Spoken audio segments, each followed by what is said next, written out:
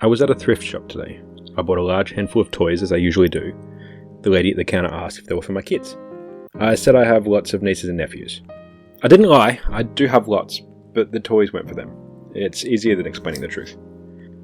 G'day guys, I'm Gowz, and I make minis and terrain for tabletop games from toys and junk. And today we're making a fire elemental for D&D.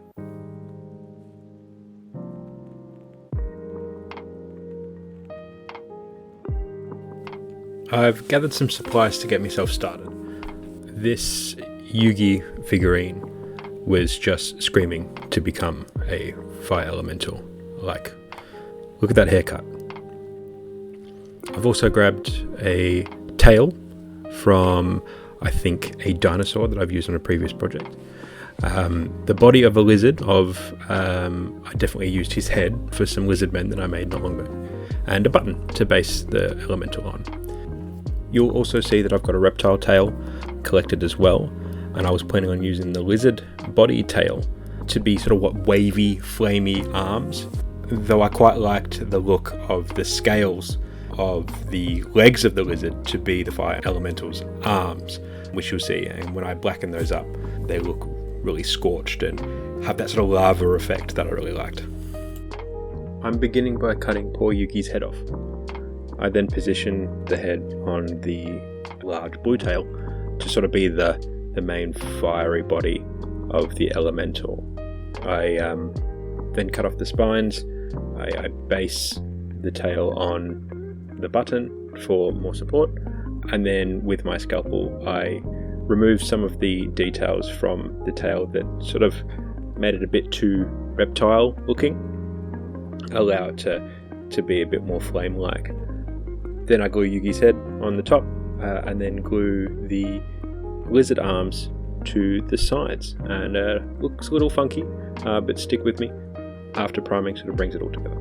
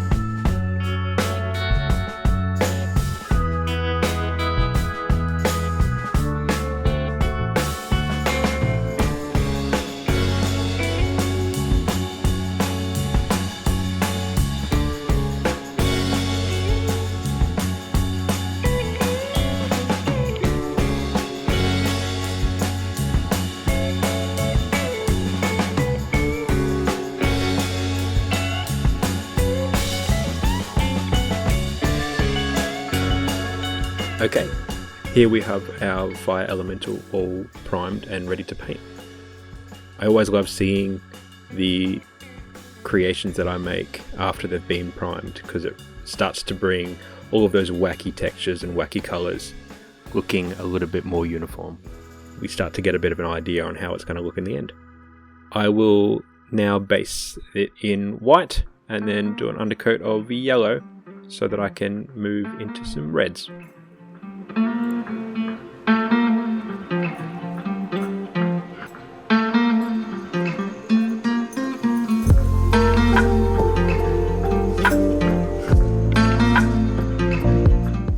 Here you're seeing me dry brush with an orange, and then a red, and then an even darker red.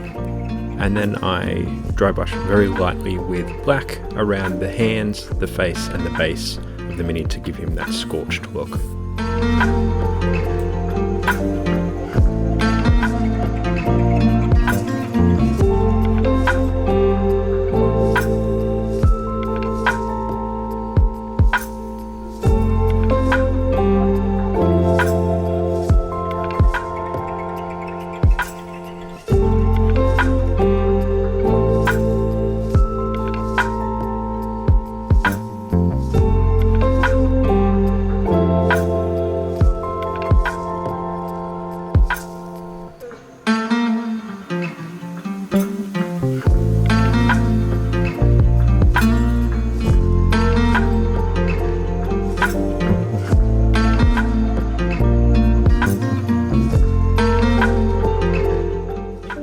And that's my take on a fire elemental.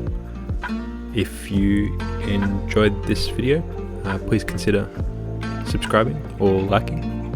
If there's anything that you'd like me to make in the future, comment down below. I will probably make it. And I will see you next time.